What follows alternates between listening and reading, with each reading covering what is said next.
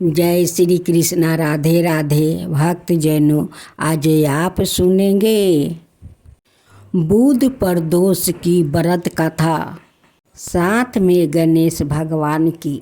अब हम श्रवण करेंगे बुध प्रदोष व्रत कथा। सूत जी आगे बोले, बुध तेरायोदशी प्रदोष व्रत से सबरे कामनाएं पूर्ण होती है। इस व्रत में हरी वस्तुओं का प्रयोग करना चाहिए। शंकर भगवान की आराधना धूप बेलपत्र से करना चाहिए। एक पुरुष का नया नया विवाह हुआ था। विवाह के 2 दिनों बाद उसकी पत्नी मैके चली गई। कुछ दिनों बाद वो पुरुष पत्नी को लेने उसके यहाँ गया। बुधवार को जब वो पत्नी के साथ लौटने लगा तो ससुराल वाले ने उसे रोकने का प्रयत्न किया कि विदाई के लिए बुधवार शुभ नहीं होता है, लेकिन वो नहीं माना और पत्नी के साथ चल पड़ा। नगर के बाहर पहुंचने पर पत्नी को प्यास लगी। पुरुष लोटा लेकर पानी की तलाश में चल पड़ा। पत्नी एक पेड़ के नीचे बैठ गई। थोड़ी देर बाद पुरुष पानी लेकर वापस लौटा तो उसने देखा कि उसकी पत्नी किसी के साथ हंस कर वो बातें कर रही है और उसके लोटे से पानी पी रही है। उसको क्रोध आ गया। वो निकट पहुंचा तो उसके आश्चर्य का कोई ठिकाना ना रहा। उस आदमी की सूरत उसी की हमशक्ल थी। पत्नी भी सोच में पड़ गई। दोनों पुरुष झगड़ने लगे। भीड़ इकट्ठी हो गई। सिपाहियों आ गया। हम सकल आदमियों को देखकर वो भी आश्चर्य में पड़ गया। उन्होंने स्त्री से पूछा, उसका पति कौन है? वो हक बक हो गई। वो पहचान नहीं पाई। इनकी पति ये दोनों में से कौन है? तब वो पुरुष शंकर भगवान से प्रार्थना करने लगा, हे भगवान, हमारी रक्षा करे। मुझसे बड़ी भूल हुई है कि मैंने सास ससुर की बात नहीं मानी और बुधवार को पत्नी को विदा करा लाया। मैं भविष्य में ऐसा कदापि नहीं करूँगा। जैसे ही उसकी प्रार्थना पूरी हुई, दूसरा पुरुष अंतर्ध्यान हो गया। पति पत्नी सकुशल अपने घर पहुंच गया। उस दिन के बाद से पति पत्नी नियम पूर्वक बुधवार तेरायोदशी प्रदोष व्रत और करने लगा। अपनी असफलता बताई।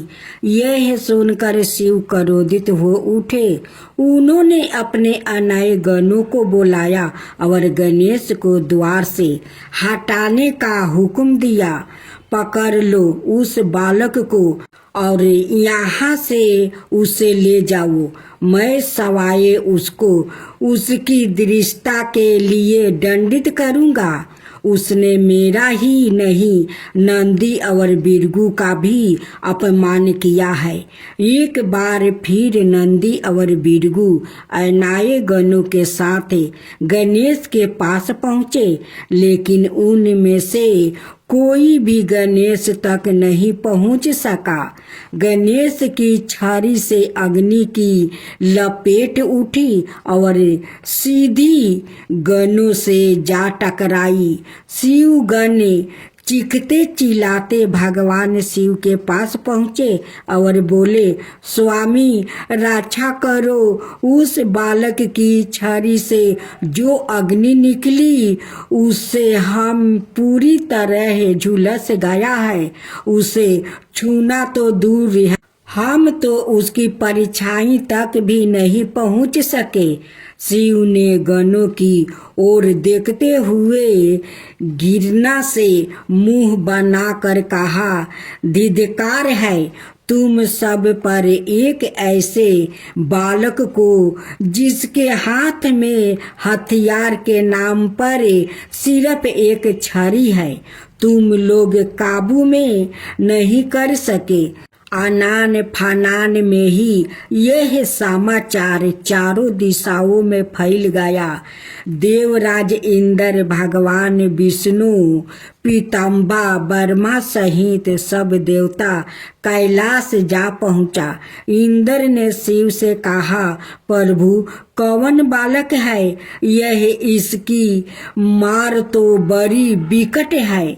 आपके सारे गणों कोशिश करने के बावजूद भी इसे छू तक नहीं पा रहा है। शिव बोले, सूर्यराज तुम सवाए देवों की सेना सहित जाओ और उस बालक को पकड़ लाओ। उसे मारना नहीं, मैं सवाए अपने हाथों से उसे दंडित करना चाहता हूँ। इंद्र देवताओं की एक विशाल सेना लेकर गणेश पर टूट पड़ा। विकट संग्राम छिड़ गया। उसके अग्नेय अस्त्र गणेश पर अग्नि वर्षा करने लगे, किंतु बालक गणेश तक अस्त्र पहुंच ही नहीं पा रहा था। यह देख इंद्र सोचने लगा, यह कैसा चमत्कार है। मेरा कोई भी अस्त्र इस पर काम नहीं कर रहा है। उल्टे इसकी छड़ी से अग्नि की चिंगारियां निकल कर मेरे सैनिकों को जला डाल रही है। इधर माता पार्वती अपनी सखियों के साथ स्नान सागर से निकल आई। बाहर उन्होंने जो दृष्टि देखा उसे देखकर वो आश्चर्यचकित होकर बोली, अरे यह क्या? यहाँ तो विकट संग्राम छिड़ा हुआ है। सभी देव सेना भगवान शिव के गण एक छोटे से बालक पर टूट पड़ रहे हैं। यह तो संसार अनर्थ है। मैं यह अनर्थ कभी नहीं होने दूंगी। मैं अपने बच्चे गणेश का बाल भी पाका नहीं होने दूंगी। यह कहकर पार्वती ने अपने हाथ के संकेत से गणेश में अपनी शक्ति भर दिया। शक्ति पाकर गणेश और भी क्रोध हो उठे। उन्होंने दुगने जोश में देवों और शिवगणों का विनाश करना आरंभ कर दिया।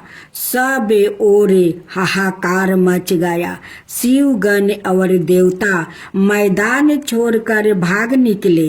इंद्र भागा भागा भगवान शिव के पास पहुंचा और हाथ जोड़कर बोला, प्रभु आप ही संभालिए उस बालक को। वो कोई समनाए बालक नहीं है। मेरी सारी सेना पर उसने ऐसी भयंकर अग्नि वर्षा की है कि सेना का मनोबल टूट गया है। मैं सवाए मुश्किल से अपनी जान बचाकर यहाँ तक पहुँचा हूँ। भगवान शिव ने विवशता पूर्ण नेत्रों से विष्णु की ओर देखा। विष्णु उनका आशय समझ गया और बोले, आप चिंतित ना हो असुतोष, मैं अभी उस बालक को दंडित करता हूँ। यह कहकर भगवान विष्णु गरुड़ पर बैठकर गणेश के सम्मुख जा पहुंचा और उन्होंने गणेश को समझाने की कोशिश की, किंतु गणेश तो उस समय रुद्र रूप धारण किए हुए थे। उन्होंने विष्णु की एक नहीं सुनी और उन पर आक्रमण कर दिया। चारों ओर अग्नि वर्षा होने लगी। भयंकर अग्नि वर्षा से गरुड़ राज घबरा गया। उन्होंने भगवान विष्णु से प्रार्थना की, प्रभु यदि कुछ देर और युद्ध में रहा तो मैं जल जाऊंगा, इसलिए आज्ञा दे तो मैं युद्ध भूमि से आपको लेकर निकल जाऊं। गरुड़ की बात सुनकर विष्णु बोले, तुम ठीक कहते हो गरुड़, इस वक्त रणभूमि में रोकना बुद्धिमानी नहीं है, निकल चलो, भगवान शंकर सवाए उससे निपट लेंगे। विष्णु पराजित होकर शिव के पास पहुँचे। उन्होंने शिव से कहा, उस बालक को सीधे युद्ध में हराना असंभव है, वो तो साक्षात काल बना हुआ है, उसे छल से ही मारा जा सकता है। शिव बोले, तो फिर आप मुझे क्या करने की सलाह देते हैं? विष्णु बोले, मैं उसे अपनी माया से मोहित करता हूँ, फिर जैसे ही आपको अवसर मिले उसका वध कर दीजिए। विष्णु के विचारों से अवगत होते ही माँ पार्वती की दोनों शक्तियों ने गणेश को अपना बल प्रदान कर दिया और सवाए अंतर्ध्यान हो गई। भगवान विष्णु ने गणेश पर अपनी माया फैलानी आरंभ कर दिया। भगवान शिव अपना तीक्ष्ण त्रिशूल उठाया और गणेश की ओर झपट कर बोले, ठहर दुष्ट बालक, अब मैं तुझे माफ नहीं कर सकता, अब तुझे इस त्रिशूल का स्वाद चखना ही होगा। शिव को अपनी ओर झपटते देखकर गणेश ने माँ पार्वती को याद किया और माँ पार्वती द्वारा दी गई शक्ति शिव के त्रिशूल पर दे मारी। शिव के हाथ से त्रिशूल छूटकर भूमि पर जा गिरा। यह देखे शिव घबरा गया, सोचने लगे, इसने तो मेरा त्रिशूल भी बेकार कर दिया। खैर कब तक बचेगा, मैं अभी बाणों द्वारा इसे यम द्वार देखा देता हूँ। यह सोचकर शिव ने अपने धनुष पर चंचा बांध चढ़ाया और गणेश की ओर छोड़ दिया। गणेश ने परधि शक्ति से पंचों बाण एक साथ काट डाले। साथ ही उन्होंने परधि शक्ति को विष्णु की ओर झोंक दिया, जो अब शिव की सहायता के लिए उनके निकट पहुंच चुके थे। मगर विष्णु तुरंत परधि शक्ति के घेर से अलग हो गया था। इस तरह गणेश का यह बार असफल हो गया। यह देख शिव और विष्णु में आंखों ही आंखों में संकेत हुआ। शिव संकेत समझकर उत्तर दिशा की ओर बढ़ गया। विष्णु गणेश को युद्ध में उलझाते रहे।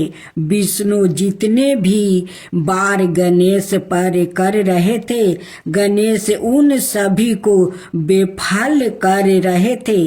इससे उनका ध्यान अपनी रक्षा की ओर बट गया था। तभी उत्तर दिशा से भगवान शिव ने त्रिशूल ताक पर गणेश की ओर फेंका। विष्णु से अपनी सुरक्षा में अटके गणेश ने कल्पना भी नहीं की थी कि शिव पीठ पीछे से उन पर हमला करेंगे। इसलिए वो निर्चित होकर विष्णु से जूझ रहे थे। इस बार भगवान शिव के त्रिशूल का वार बिल्कुल सफल हुआ। त्रिशूल गणेश के मस्तक को काटता हुआ दूर जा गिरा। उनका धड़ वही खारा का खारा रह गया। धड़ और मस्तक कुछ देर तक तड़पते रहे, फिर दोनों शांत हो गया। देवों और गणों ने शिव के जयकारा बोलना आरंभ कर। जय गणेश जय गणेश जय गणेश देवा, माता जानकी पार्वती पिता महादेवा। जय गणेश जय गणेश जय गणेश देवा, एक दांत दयावंत चार भुजी धारी, मस्तक सिंदूर सोहे मूस की सवारी। जय गणेश जय गणेश जय गणेश देवा, माता जानकी पार्वती पिता महादेवा। अंधन को आँख देते, कोढ़ियन को काया, बाजिन को पुत्र देते, निर्धन को माया। जय गणेश जय गणेश जय गणेश देवा, माता जानकी पार्वती पिता महादेवा। हार चढ़े फूल चढ़े और चढ़े मेवा, लड्डुअन का भोग लगे संत करे सेवा। जय गणेश जय गणेश जय गणेश देवा, दीनन की लाज रखो शुभ सुतिवारी, कमना का पूरा करो जग बलिहारी। जय गणेश जय गणेश जय गणेश देवा, सूर्य सायं शरण आए सफल की जो सेवा। जय गणेश जय गणेश जय गणेश देवा, माता जानकी पार्वती पिता महादेवा। जय गणेश जय गणेश जय गणेश देवा, माता जानकी पार्वती पिता महादेवा। जय शिवा ओमकारा, प्रभु हरे शिवा ओमकारा, ब्रह्मा विष्णु सदा शिव अर्धंगिनी धारा। ओम जय शिवा ओमकारा, एकानन चतुरानन पंचानन राजे, शिव पंचानन राजे। हंसासन गरुड़ासन विषवाहन साजे। ओम जय शिवा ओमकारा, दो भुज चार चतुर भुज दस भुज अति सोहे, तीनों रूप निरखता त्रिभुवन जन मोहे। ओम जय शिवा ओमकारा, अक्षर माला बने माला मंदी माला धारी, चंदन मृग मद सोहे बोले सुधिकारी। ओम जय शिवा ओमकारा, श्वेतांबर पीतांबर गंबर अंगे, सनकादिक बरे मादिक भूतादिक संगे। ओम जय शिवा ओमकारा, करके मध्यम कमंडल चक्र त्रिशूल धरता, जग करता जग भरता जग पालन करता। ओम जय शिवा ओमकारा, ब्रह्मा विष्णु सदा शिव जानते अविवेका, प्राण बचर के मध्यम याहे तीनों एका। ओम जय शिवा ओमकारा, तिरगुण शिव जी के आरती जो कोई नर गावे, शिवा जो कोई नर गावे। कहत शिवानंद स्वामी मन भजत शिवानंद स्वामी, मन बाचित फल पावे। ओम जय शिवा ओमकारा, जय शिवा ओमकारा।